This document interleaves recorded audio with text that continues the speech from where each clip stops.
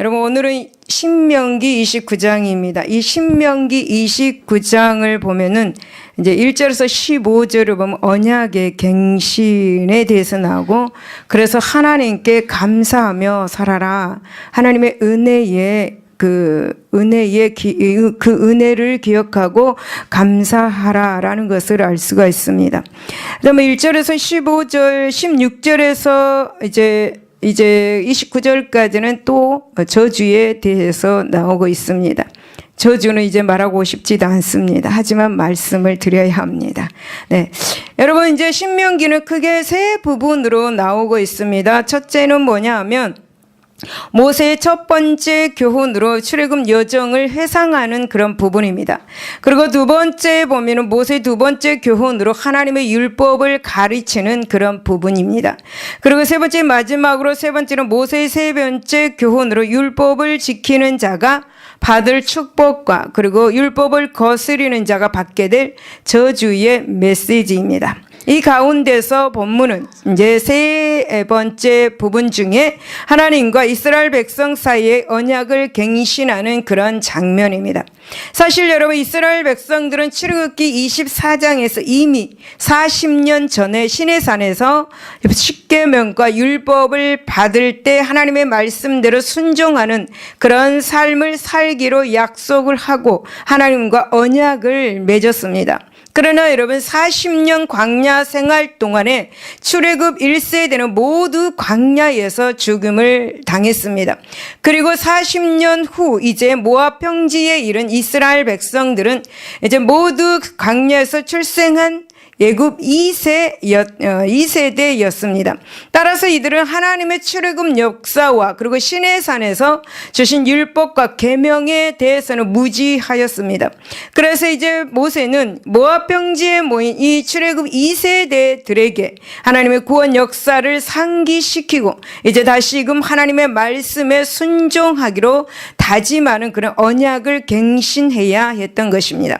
여러분, 이스라엘 백성들이 하나님의 말씀에 순종하고 그 율례를 쫓기로 언약을 맹세한 것은 바로 이스라엘 백성들이 하나님의 크신 은총을 입었기 때문입니다. 그래서 모세는 이제 언약 갱신에 앞서서 이스라엘 백성들을 향해 베푸신 그 하나님의 은혜를 구체적으로 상기를 시켜줍니다.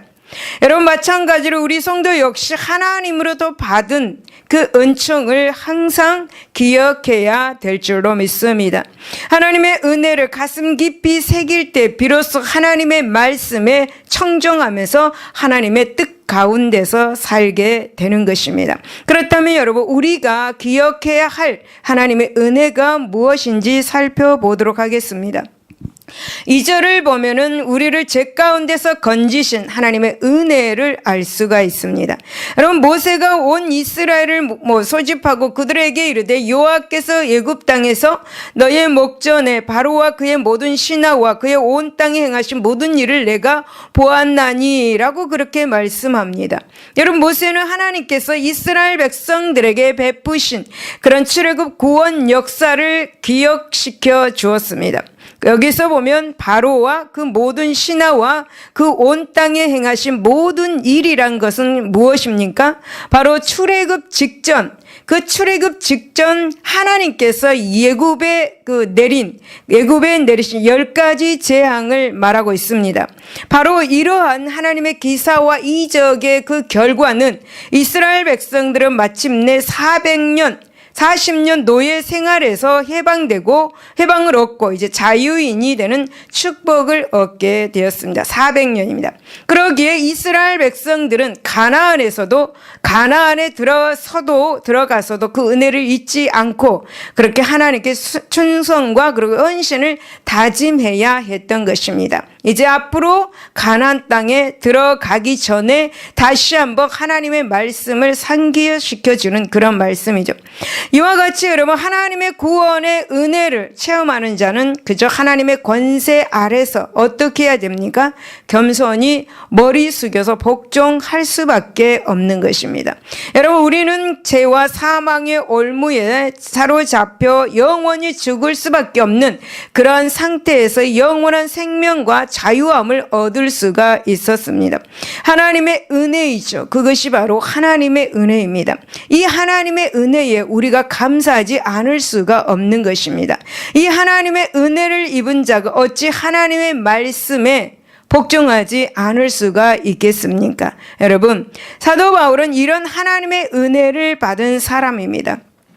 바울은 이 놀라운 구원의 은총으로 피부로 하나님의 그 은혜를 피부로 절감한 사람이었습니다.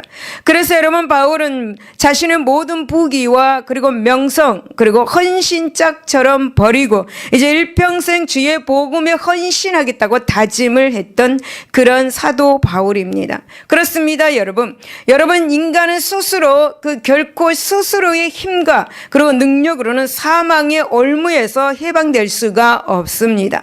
여러분 로마서 7장 24절에서 25절에 보면은 이 사망의 올무에서 해방을 얻을 수 있는 사람은 바로 하나님의 은혜를 처절하게 절감하는 사람입니다. 그리고 여러분 로마서 8장 35절에서 39절을 보면은 주님만이 우리의 구원자이심을 몸과 마음으로 뼈저리게 느끼는 사람, 그 사람이 바로 사망의 올무에서 해방을 얻을 수가 있는 사람입니다. 바로 이런 사람이 하나님의 은혜를 기억하고 감사하는 사람입니다. 이런 사람은 예수님께 자신의 몸과 마음을 바쳐서 충성할 수가 있는 사람들이죠. 할렐루야. 우리 하나님 앞에 하나님의 그 은혜를 우리는 기억하면서 하나님 앞에 감사하는 우리 모두가 되어야 될 줄로 믿습니다. 두 번째 5절에서 6절을 보면은 광야에서 먹이시고 입히신 하나님의 은혜를 기억해야 됨을 알 수가 있습니다. 주께서 40년 동안 너희를 광야에서 인도하게 하셨거니와 너희 몸에 옷이 낡아지지 아니하였고 너희 발이 신이 헤어지지 아니하였으니 너희에게 떡도 먹지 못하며 포도주나 독주를 마시지 못하게 하셨음은 주는 너희 하나님이 여호와이신 줄을 알게 하려 하심이라 라고 그렇게 말씀을 하고 있습니다. 여러분 모세는 이스라엘 백성들의 이 광야 40년 생활이 이제 모두 하나님이 전부 다 먹이고 입히시는 그 하나님의 은혜의 연속이었음을 그들에게 상기시켜 줍니다. 여러분 실제로 하나님은 어떤 분이셨습니까?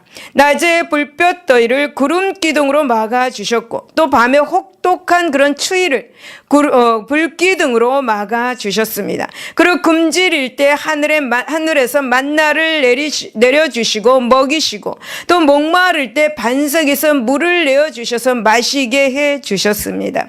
여러분 이스라엘 백성들은 땅을 경작하여서 식물에서 밀을 얻거나 포도 열매에서 포도주를 얻지 않고도 여러분 하나님은 이스라엘 백성들을 먹이시고 입혀주셨습니다. 그래서 아무런 불편 없이 40년 동안 살아올 수가 있었습니다. 그렇게 거칠고 험한 광야에서 그렇게 살아왔습니다. 이런 하나님이 먹이고 입히고 양육하는 그 은혜를 기억할진데 어찌 이스라엘 백성들이 여러분 아버지 같은 어머니 같이 그렇게 사상하신 하나님 아버지의 말씀을 거역할 수가 있겠습니까? 여러분 그렇습니다. 하나님은 광야와 같은 세상에서 끊임없이 우리들을 먹이시고 입히시고 계십니다. 여러분 실로 하나님의 보호와 돌보심이 아니면 여러분 어찌 우리가 한 톨의 쌀과 그리고 한 벌의 오신들 먹고 입을 수가 있겠습니까? 여러분 마태복음 6장 26절 30절을 보면 나는 하늘에 나는 새와 들의 뱀까지도 하나님의 뜻과 섭리 가운데 먹고 자란다 라고 그렇게 말씀합니다. 바로 여러분 이러한 사실을 우리가 가슴 깊이 새기고 또 새긴다면 우리는 그저 하나님 하루하루를 감사하면서 하나님의 그 은혜 때문에 살아갈 수가 있게 될 것입니다. 할렐루야. 7절에 보면은 대적을 싸워 물리쳐 주신 하나님의 은혜를 기억하라고 그렇게 말씀합니다. 너희가 이곳에 올 때에 헤스본 왕 시온과 바산 왕 옥이 우리와 싸우려 나왔으므로 우리가 그들을 치고라고 그렇게 말씀을 하고 있습니다. 여러분, 모세는 마지막으로 대적들과 그렇게 싸워 물리쳐 주신 하나님의 역사를 기억하라라고 그렇게 말씀을 해 주었습니다. 여러분, 실제로 이스라엘 백성들은 어떤 사람들입니까? 여러분, 실제로 광야 생활에서 기후와 그리고 의식주 문제 이상으로 이스라엘 백성들을 괴롭히는 것들이 있었습니다. 굉장히 큰 문제였습니다. 그것이 바로 이방 민족의 그런 약탈과 침략이었습니다. 여러분, 민수기 11장 21절에서 35절을 보면 이 전쟁 사건은 헤스본 왕 시혼과 바산 왕 옥과의 그런 전쟁이었습니다. 이들 두 족속은 요단 동편에 있던 그 아모리 족속으로 인해서 용맹성과 가히 상상하기 힘들 정도였습니다. 그 용맹성이 더욱이 거인 족속 르바임의 후손 바산 왕 옥은 길이가 4m 그리고 넓이가 1.8m나 되는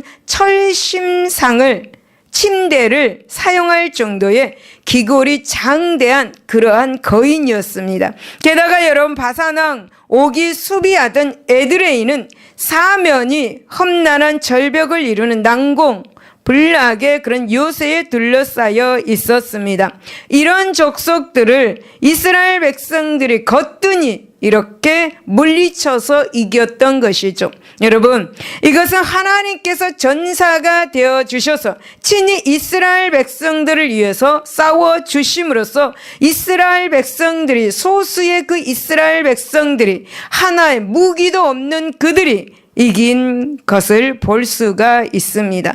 여러분, 그러니 이런 하나님의 은혜를 기억한다면 어찌 이스라엘 백성들이 하나님의 말씀을 거역할 수가 있겠습니까? 사랑하는 여러분, 마찬가지입니다. 하늘 가나안을 향해 전진하는 우리들은 이 세상에서 온갖 험한 역경과 공고를 만나게 됩니다. 그럼에도 불구하고 우리들이 능히 이를 이기고 승리할 수 있는 것은 바로 대장 되신 예수 그리스도께서 우리 대신 싸워 주셨기 때문입니다. 여러분, 우리 성도들은 결코 이 사실을 잊어서는 안 될 것입니다. 오직 성령 하나님을 의지하는 삶을 사시기를 바랍니다. 사랑하는 여러분, 우리는 하나님의 능력과 도움이 아니고는 세상에서 공중 권세 잡는 사단의 세력을 결코 물리칠 수가 없습니다. 참으로 여러분, 우리 성도들은 주의 군사로서 그리스도의 십자가 깃발 아래서 모일 때만이 대적인 이 원수 마귀를 물리치고 승리할 수 있다라는 사실을 기억하시기를 바랍니다. 할렐루야. 여러분, 부모의 은혜를 기억하고 가슴에 깊이 새기는 자녀 가운데는 불효자식은 한 사람도 없습니다. 마찬가지로 이 하나님의 은혜, 이 하나님의 은혜를 잊지 않고 항상 감사하는 자들은 반드시 하나님의 말씀에 겸손히 순종하는 순복의 삶을 삽니다. 여러분, 하나님께서는 우리의 구원자가 되신다는 사실, 또한 광야와 같은 이 세상에서 우리들을 먹이시고 입히시고, 그리고 원수 사단의 선악에서 우리를 지키시고 보호하시고 하늘 가나안으로 무사히 인도해 주신다는 사실을 기억한다면, 기억하는 사람이라면, 그리고 이 은혜를 감사하는 자라면 과연 우리가 누가 주의 말씀을 거역하고 하나님의 마음을 아프게 하겠습니까? 사랑하는 여러분, 그러므로 우리는 항상 우리에게 구원의 은총을 베푸시고 지금도 또한 은혜를 베풀고 계시며 또 장차도 은혜를 베푸시기를 원하시는 하나님의 자비와 그리고 사랑을 결단코 잊어버려서는 안 될 것입니다. 그리고 결코 하나님의 은혜를 버리고 배신하는 파렴치한 사람은 되지 마시기를 바랍니다. 여러분, 짐승도 주인의 은혜를 알고 그 은혜를 갚는다고 하는데 하나님의 형상대로 지음받는 정말 고귀한 그런 인격을 가진 우리 성도들이 짐승만도 못한 삶을 살아서는 절대로 안 될 줄로 믿습니다. 할렐루야. 할렐루야. 16절에서 19절을 보면은 타락과 우상 숭배에 대한 경고를 하면서 하나님의 진리를 떠난 자가 어떤 마음을 가지고 있는가에 대해서 알려주고 있습니다. 여러분, 손자병법에 지피지기 백전백승이라는 그런 말이 있습니다. 적을 알고 나를 알면 100번 싸워 100번을 모두 다 이길 수 있다라는 그런 말이죠. 여러분, 이제 장차 가나안에 들어갈 이 이스라엘 백성들은 올바른 믿음과 그리고 신앙을 지키기 위해서 바로 가나안 족속들의 우상 숭배와 그리고 타락성을 분명히 알아야 했습니다. 그래서 모세는 여기 이 본문에서 이 가나안의 우상 숭배자들이 이스라엘 백성들의 순수한 신앙이 얼마나 큰 해악을 끼칠 것이며 그 결과가 얼마나 치명적인 것을 분명하게 교훈을 하고 있습니다. 여러분, 본문에는 우상 숭배자들의 특징과 그 결과를 분명하게 이렇게 보여주고 있죠. 이런 우상 숭배자들은 곧 오늘날 말하면은 하나님의 진리의 법들을 떠난 자의 특징을 단적으로 보여준다 할 것입니다. 그렇다면 하나님의 진리의 법들을 떠난 자의 특징은 어떤 특징을 가지고 있는지 한번 알아보도록 하겠습니다. 18절에 보면은 심한 독성을 가지고 있는 것을 알 수가 있습니다. 너희 중에 남자나 여자나 가족이나 집하나 오늘 그 마음이 우리 하나님 여호와를 떠나서 그 모든 민족의 신들에게 가서 섬길까 염려하며 독초와 쑥의 뿌리가 너희 중에 생겨서라고 그렇게 말씀하죠. 여러분, 모세는 우상 숭배자 그리고 하나님의 말씀의 진리를 떠난 자를 독초와 쑥의 뿌리에 비유를 하였습니다. 여러분, 여기에서 독초나 쑥은 강한 독성을 가지거나 지독하게 쓴 맛을 가지고 있습니다. 그래서 여러분, 이것들을 먹는 사람에게 치명적인 해악을 끼치는 그런 식물들입니다. 여러분, 독초나 쑥은 번식력과 생명력이 왕성하여서 다른 식물들의 성장도 이렇게 큰 피해를 줍니다. 이 하나님의 말씀의 진리를 떠난 자의 특징이 바로 이와 같다라고 그렇게 말씀합니다. 여러분, 이들은 강한 생명력을 가지고 있습니다. 그래서 여러분, 하나님의 백성들을 거짓 진리로 유혹하여서 악의 구렁텅이에 빠뜨립니다. 그리고 결국은 자신들과 함께 파멸의 길로 나아가게 합니다. 결국에는 쑥과 같이 쓴맛을 그렇게 보게 한다라는 것이죠. 그래서 여러분, 호세아 선지자는 호세아 10장 4절에 보면은 호세아 선지자도 거짓 진리를 설파하는 자를, 특히 우상 숭배자를 밭 이랑에 돋는 독한 인진으로 비유를 하였습니다. 그리고 히브리서 12장 15절에 보면은 저자는 거짓 진리를 설파하는 이 자들의 해악을 지적하여서 이르기를 쓴 뿌리가 나서 괴롭게 하고 많은 사람이 이로 말미암아 더러움을 입을까 두려워하라 라고 그렇게 경고를 하였습니다. 이런 사람들을 만나지 말아라. 그들을 만나게 되면 더러움이 너희들에게도 올 것이다 라는 것입니다. 우리가 세상에 나가면 이런 사람들을 만날 수가 있습니다. 어떻게 해야 됩니까? 우리는 말씀으로, 기도로 무장을 해야 하는 거죠. 말씀으로, 기도로 무장을 하지 않는다면 세상에서 악을 끼치는 그런 사람들의 그 더러움이 우리에게 올 수도 있다라는 거죠. 여러분, 이처럼 우상 숭배자를 비롯한 모든 거짓 교훈을 쫓는 자들은 강하고 치명적인 맹독성을 가지고 있습니다. 혹시 여러분, 우리 심령 가운데는 우리 자신을 영원히 멸망으로 빠뜨리는 치명적인 독성을 가진 독초나 그리고 쑥의 뿌리가 자리하고 있지는 않은지 우리는 생각해 보아야 될 줄로 믿습니다. 두 번째 본 19절에서 거짓 평안을 가지고 있습니다. 이 저주의 말을 듣고도 심중에 스스로 복을 빌어 이르기를 내가 내 마음이 완악하여 젖은 것과 마른 것이 멸망할지라도 내게는 평안이 있으리라 할까 함이라 라고 그렇게 말씀합니다. 여러분, 우상 숭배자들은 하나님께서 젖은 것과 마른 것을 멸하실 때도 평안하리라 하면서 스스로 자위한다고 이렇게 말하였습니다. 여기에서 여러분, 젖은 것과 마른 것이란 바로 물이 풍부한 땅과 메마른 광야를 가리키는 것으로 볼 수가 있습니다. 또한 여러분, 우상 숭배에 완전히 빠져버린 자와 실제로는 그렇지 않지만 마음으로 우상 숭배를 갈망하는 자라 또 볼 수가 있습니다. 여러분, 아무튼 이제 하나님께서 이 죄인들이 살고 있는 모든 땅들을 멸망시킬 때에도, 그리고 모든 우상 숭배자들을 진멸하실 때에도 그리하여 세상 천지에 온통 하나님의 진노와 하나님의 심판의 기운이 가득 차 있을 때에도 우상 숭배자들은 여전히 나는 평안해 한다면서 거짓 평안을 빌고 거짓 평안이 유지되리라 라고 그렇게 스스로 말을 한다라는 것입니다. 여러분, 하나님의 말씀의 진리를 떠나서 거짓 진리에 미혹된 자들의 특성이 이와 같다라고 본문에서 말씀을 하고 있습니다. 여러분, 이들은 죄 가운데 있어도 두려움이 없고 태평무사합니다. 마음의 평안을 가지고 있습니다. 그리고 실제로 심판의 그 구름이 온 땅에 덮어도 여전히 나는 평안한 것이다. 나를 스스로 위로를 합니다. 여러분, 노아 당시의 사람들이 그러했죠.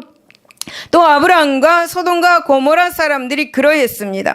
그래서 여러분, 하나님은 이런 자들을 가리켜서 천기는 분별하면서 하나님의 때는 분별하지 못한 어리석은 자라라고 그렇게 마태복음 16장 3절에 그렇게 말씀을 하셨습니다. 사랑하는 여러분, 혹시 우리는 이런 자들의 부류에 속하는 어리석은 자가 아닌가, 우리 자신을 한번 생각해 보시기를 바랍니다. 세 번째는 20절, 21절, 27절, 28절에서 하나님의 진노와 심판을 받게 되는 것을 알 수가 있습니다. 여호와는 이런 자들을 사지 않으실 뿐 아니라 그 위에 여호와의 분노와 질투의 불을 부으시며 또 이 책에 기록된 모든 저주를 그에게 더하실 것이라. 여호와께서 그의 이름을 천하에서 지워 버리시되 여호와께서 곧 이스라엘 모든 지파 중에서 그를 구별하시고 이 율법책에 기록된 모든 언약의 저주대로 그에게 화를 더하시리라. 그러므로 여호와께서 그 땅에 진노하사 이 책에 기록된 모든 저주대로 재앙을 내리시고 여호와께서 또 진노와 격분과 크게 통한하심으로 그들을 이 땅에서 뽑아내사 다른 나라에 내던지심이 오늘과 같다 하더라 라고 그렇게 말씀을 하고 있습니다. 여러분, 아브라함 당시 소돔과 고모라 사람들은 어땠습니까? 탐욕과 욕정의 우상을 숭배했습니다. 그래서 하나님께서는 그들에게 유황불 심판을 내리셨습니다. 또한 이때 롯의 아내는 어떻게 됩니까? 뒤를 돌아보지 말고 가라고 말씀을 했는데도 불구하고 그 돈의 욕심, 돈의 노예가 되어서 집에 두고 온 재산을 다시 한번 아쉬워서 뒤돌아보다가 어떻게 됩니까? 소금 기둥으로 변하고 말았습니다. 여러분, 또한 그 성경을 보면은 분열 왕국 말기에 남유다와 북이스라엘은 각기 아수르와 그리고 바벨론의 우상을 섬긴 결과 왕국의 패망과 함께 이웃 나라의 포로로 끌려가는 비운을 맞이하였습니다. 어떤 왕은 여러분 눈이 뽑히는 그러한 왕들도 있었습니다. 여러분, 그들이 그토록 좋아하는 이방 우상의 나라에 끌려가서 우상을 섬기는 민족들을 섬겨야 했던 것이죠. 이런 성경 역사를 통해서 우리가 알 수 있듯이 우상을 섬기는 사람 그리고 우상을 섬기는 나라는 분명히 패망의 쓴맛을 보게 된다는 본문의 교훈을 우리는 기억해야 될 줄로 믿습니다. 여러분, 마치 농부가 밭을 온통 황폐케 하는 이 독초와 쑥을 뿌리채 뽑아내고 새롭게 밭을 일구듯이 말입니다. 여러분, 세상 마지막 날 새 하늘과 새 땅이 다시금 재창조되는 그날에 하나님은 이 일을 반드시 이루실 것입니다. 믿으시기를 예수 이름으로 축원을 드립니다. 여러분, 예수님의 재림 반드시 재림하십니다. 여러분, 새 하늘과 새 땅의 재창조 그 시기가 임박한 이 말세 지마를 우리가 살아가고 있습니다. 이 말세 지마를 살아가고 있는 우리 성도 여러분, 우리는 무슨 일이 있어도 하나님의 이 진리를 굳게 붙잡는 우리들이 되어야 될 줄로 믿습니다. 그래서 여러분, 때와 시기를 정확하게 분별하여서 예수님의 재림의 날을 더욱더 슬기로운 다섯 처녀처럼 지혜롭게 슬기롭게 준비하는 우리 모두가 되시기를 바랍니다. 그리고 여러분, 세상 마지막 날 농부 되신 주님께서 알곡과 가라지를 나눌 때 가라지와 함께 뽑혀서 지옥불에 던져지는 독초와 쑥이 되지 마시기를 바랍니다. 여러분, 우리는 끝까지 하나님의 진리의 그 법에 순종하고 헌신하여서 예수님이 오셨을 때 칭찬받는 우리 모두가 되어야 될 줄로 믿습니다. 할렐루야. 기도하겠습니다.